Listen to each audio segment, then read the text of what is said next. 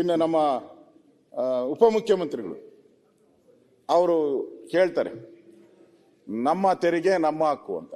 ಅಕಸ್ಮಾತ್ ಈ ಜನ SC/ST ಜನಾಂಗ ನಮ್ಮ ಹಣ ನಮ್ಮ ಹಕ್ಕು ಅಂದ್ಬಿಟ್ರೆ ನೀವೆಲ್ಲೋತೀರಾ? ನೀವು ಅವಾಗ ಎಲ್ಲೋತೀರಾ? ನೀವು ನಮ್ಮ ಹಕ್ಕು ನಮ್ಮ ಇದು ಅಂತ ಹೇಳ್ಬಿಟ್ರೆ ಹಣ ಅಂದ್ರೆ ನೀವೆಲ್ಲೋಗ್ತೀರಾ ಅವಾಗ? ಸರ್ ಮಾಡಕ್ಕೆ ನಮ್ಮ ಮುಖ್ಯಮಂತ್ರಿಗಳು ಹೇಳಿದ್ರು, ಸನ್ಮಾನ್ಯ DK ಶಿವಕುಮಾರ್ ಅವರು ಇರ್ಲಿಲ್ಲ ಅವಾಗ, ಇರ್ಲಿಲ್ಲ. ಅಲ್ಲ, ಅವ್ರು ಕೂತಿದ್ದೆ, ನಿನ್ಗೂ ಕೂತ್ಕೊಬೇಕು ಅಂತ ಕೂತ್ಕೊಳ್ತೀನಿ. ಆಯ್ತು, ನಿಮ್ಗೂ ಎಕ್ಸ್ಪೀರಿಯನ್ಸ್ ಇದೆ. ಹಿಂದೆ ಇದನ್ನ ಮಾಡಿದಾಗ ಮುಖ್ಯಮಂತ್ರಿಗಳು ಬೆಳಗಾಮಲ್ಲಿ ಆಂಜನೇಯ ಕೋಟ್ ಗಿಟ್ ಹಾಕೊಂಡು ಬಸ್ ಕ್ಲಾಸ್ ಬಂದ. ಇಡೀ ದೇಶದಲ್ಲಿ 84,000 ಕೋಟಿ ಇತ್ತು SC/TSP.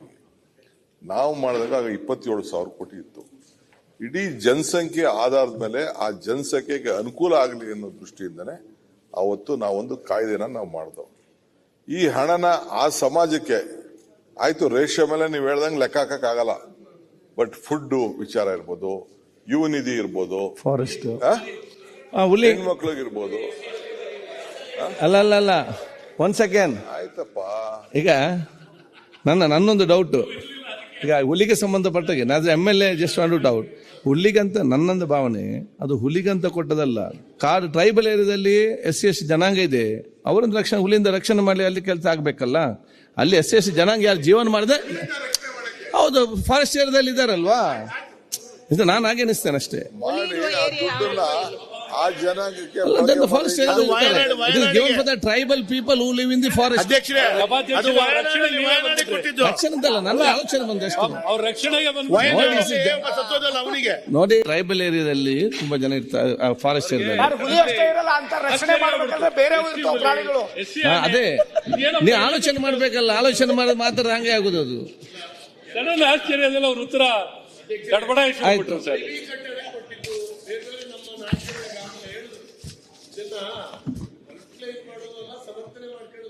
ಗಂಭೀರವಾಗಿ ನಾವೆಲ್ಲರೂ ಆಲೋಚನೆ ಮಾಡಬೇಕು. ಆ ಜನಾಂಗದಿಂದ ಬಂದಿರತಕ್ಕಂತ ಅನೇಕ ಶಾಸಕರು ಎರಡು ಪಕ್ಷದಲ್ಲಿ ಪ್ರತಿಪಕ್ಷ ಮಾತಾಡ್ಲಿ, ಇದು ಸೀರಿಯಸ್ನೆಸ್ ಆಯ್ತು. ಮತ್ತೆ ನೀವು ಮಾತಾಡ್ತಾ ನೆಕ್ಸ್ಟ್ ಮಾತಾಡ್ಲಿಕ್ಕೆ ಸರ್ ಇದೆ ನಿಮ್ದು, ಮಾತಾಡ್ಲಿ. ಈಗ ತಾವೇನ್ ಹೇಳಿದ್ರಿ? ಆಯ್ತೇನ, ನಾನು ಹಿಂದೆ ಪಡ್ಕೊಂಡಿದ್ದೇನೆ, ನೀವು ಮಾತಾಡಿ.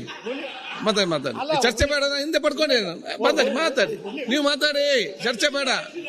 ಹೌದು, ನೀವು ಮಾತಾಡಿ. ಈಗ ನೀವು ಮಾತಾಡಿ, ಆಯ್ತು, ಬಿಟ್ಟು ಬಿಡಿ, ಯಾಕೆ ಚರ್ಚೆ ಇದರಲ್ಲಿ?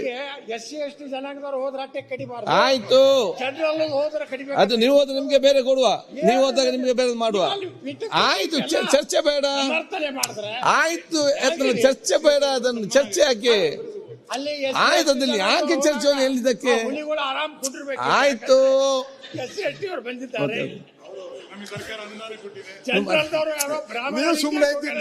ಅಲ್ಲಪ್ಪ, ನನಗೆ ಆಲೋಚನೆ ಹೇಳಿದೆ, ನಾನು